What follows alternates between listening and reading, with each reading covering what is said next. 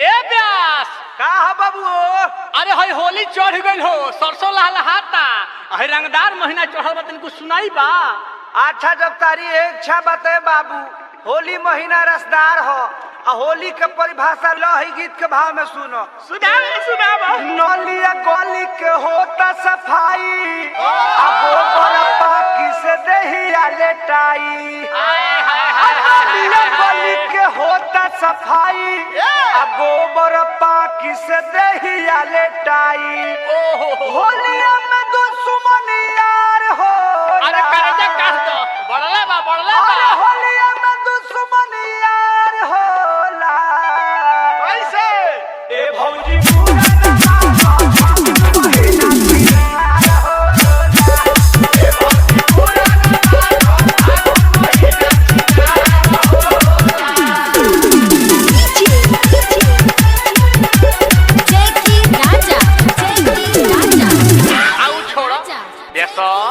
बाबू हई बुढ़वन के बारे में का कहल चाहता रह? हई गीत के भाव में सुनो।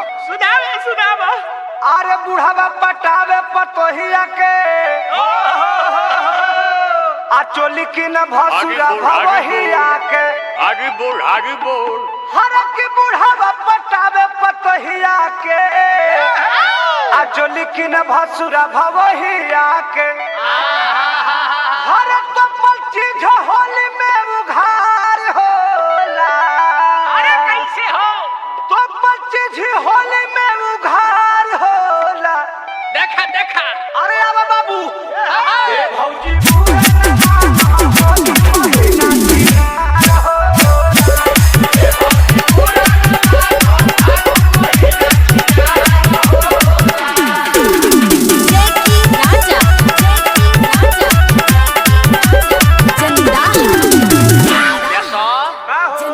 बुढ़वन के बारे में तो बताइए दहल, हई दिनेश भैया के बारे में का कहल चाहता रह? चलो हई सुनो। सुनाओ बाबू तो यापन में हरि न होलिया में भावे,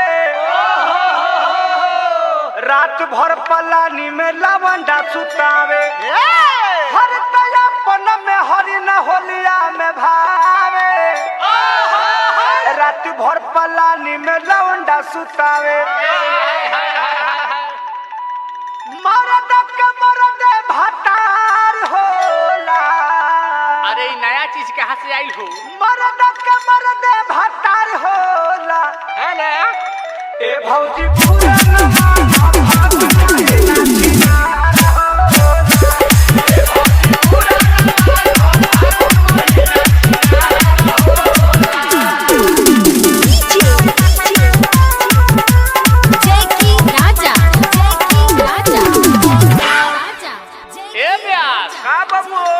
अरे सबका बारे में तो बताइबे कैल। अब चलो सलेमपुर नंद कुमार नेताजी के यहाँ।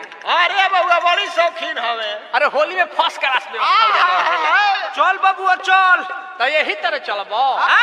अरे संग में पवन डॉक्टर उज्जवल सागर के भी ले लो। चले के जवन मर्द मौगी के छोड़ी ससुरारी,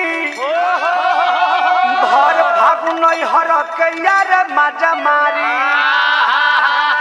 हर जवन मर्द मौगी के छोड़ी ससुरारी, भर फागुन हर के यार मजा मारी। एही में बंधन के सुतार होला। तो कहा जो सब एही में बंधन के सुतार होला। ए भौजी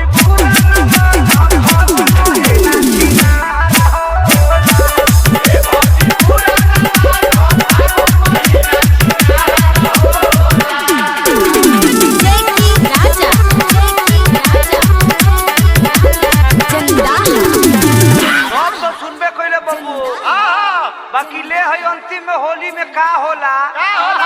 भाई भाई दुश्मन एक हो जाला। ले है अंतिम परिभाषा के भाव। झगड़ा या झंझट होला लड़ाई, होली में गले मिले सब भाई।